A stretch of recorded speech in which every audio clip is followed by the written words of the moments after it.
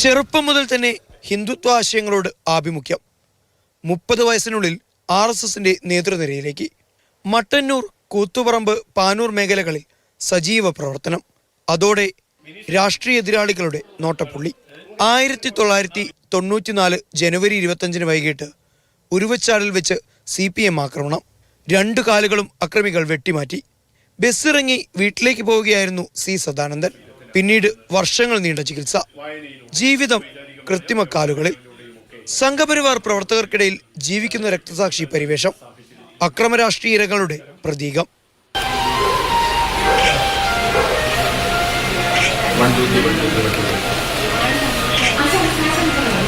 2016 കൂത്തുപറമ്പിൽ നിന്നും നിയമസഭയിലേക്ക് മത്സരിച്ചു. BJPയുടെ സംസ്ഥാന കേന്ദ്ര നേതൃത്വവുമായി മികച്ച ബന്ധം, പ്രത്യേകിച്ച് നരേന്ദ്രമോദി, അമിത്ഷാ എന്നിവരുമായി. സംഘത്തിൻ്റെ കാര്യകർത്താക്കൾ, ജീവൻ വെടിയേണ്ടി വന്ന നൂറുകണക്കിന് ആളുകൾ, നമ്മുടെ മനസ്സിനെ ഒരു പരിധിവരെ ഒരല്പം പതർച്ച നമുക്കുണ്ടാകുമെങ്കിലും അത്തരം സന്ദർഭങ്ങളിൽ. പക്ഷെ പിന്നീട് ഇങ്ങനെയൊക്കെ ആണെങ്കിലും നമ്മൾ പ്രവർത്തിച്ച് മുന്നേറുക തന്നെ വേണം എന്നുള്ള ദൃഢനിശ്ചയം, ആത്മവിശ്വാസം അതിനുണ്ട്. സദാനന്ദൻ അനുഭവിച്ച വേദനകൾക്കും ചെയ്ത ത്യാഗങ്ങൾക്കും അംഗീകാരം നൽകാൻ യാതൊരു മടിയും കാണിച്ചില്ല നേതൃത്വം. ആദ്യം BJPയുടെ സംസ്ഥാന വൈസ് പ്രസിഡന്റ് പദവി, ഇപ്പോഴിതാ രാജ്യസഭാ അംഗത്വവും.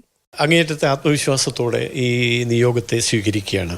കേരളീയ സമൂഹത്തിൻ്റെ നന്മലാക്കാക്കിക്കൊണ്ട് പാർട്ടി എടുക്കുന്ന സമീപനത്തിൻ്റെ ഭാഗമാണ് ഈ നിയോഗം.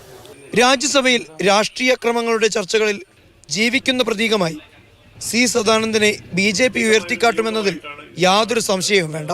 ഒട്ടേറെ വർഷക്കാലത്തെ പ്രവൃത്തി പരിചയവുമായാണ് അദ്ദേഹം ഡൽഹിയിലേക്ക് പോകാനായി തയ്യാറായി നിൽക്കുന്നത്. നമ്മുടെ നാടിന് പുതിയ വികസന കാഴ്ചപ്പാടുകൾ ഉണ്ടാകും, അതിന് ശക്തി പകരുന്ന നിലപാടുകൾ അദ്ദേഹത്തിൻ്റെ ഭാഗത്ത് നിന്നുണ്ടാവട്ടെ എന്ന് തന്നെയാണ് പറയാനുള്ളത്.